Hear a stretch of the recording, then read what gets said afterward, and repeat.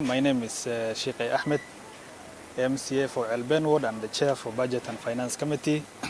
Today on Wednesday, 2nd June 2021, we passed the first supplementary budget for this financial year. And the supplementary budget in essence takes care of unforeseen expenditures. And what the government does is they pick those expenditures that were not used in some dockets and then bring it to where they feel there is a matter of urgency. And the supplementary budget we passed today was amounting to 271 million.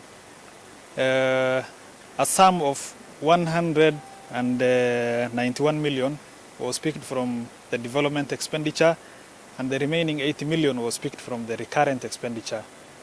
50 million was picked from the roads department under the tarmacking of Eldas. Another 50 million was picked from municipality. 91 million was picked from the Department of Environment under the street light. That is 191.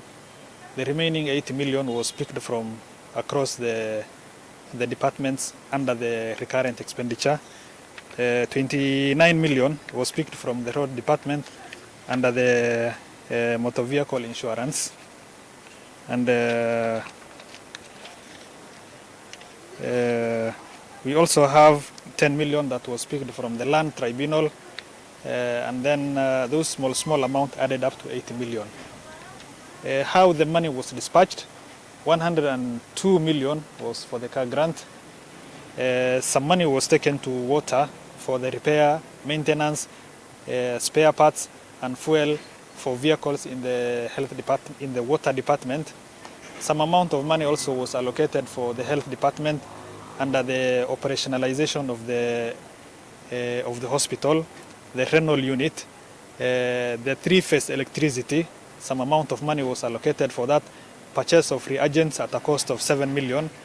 The legal fee for the county government, which is 7 million.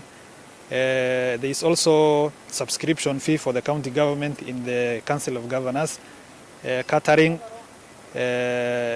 domestic travel, which is within. Basically what we have are those small operationalization that are basic in the county government of Wajir, and it is nothing big. So basically what happened today is where the county government found this deficit and where the money is not utilized, that is, they pick the money from where it is not utilized to where they feel it's actually required and needed. So the difference between the current supplementary and the previous supplementary, there's a big difference. In the current supplementary, we also have 13 million for food ratio, especially for ECD, school-going children. We also have 10 million for disability. We also have some 13 million, which is part payment for Sabuli dispensary, which was initially sponsored by the national government, and the county government was required actually to fill the gap. So basically, any amount of money today brought to the committee was something that was basic and required. The previous budget, there was dispute as to how they came up with the budget, where the money was brought from. For example, there was money from climate change and adaptation, there was money from bursary, there was money from those critical areas which the assembly felt that they would not have taken money from. But the initial budget and where the money was brought from was totally disregarded, and that means we are not using the money for climate change, we are not using the money that was meant for bursary or disability. This money was driven totally from other areas. Actually, every department brought some amount of money. Money was picked from rental and non-rental, money initially allocated for that. Money was picked from the land tribunal, 10 million. There was also money that was picked from under the lands and public works operating expenses, land tribunal, I have already said. The legal fee for municipality, there was money that was picked from there. Under the energy and environment, purchase of street lights, 91 million.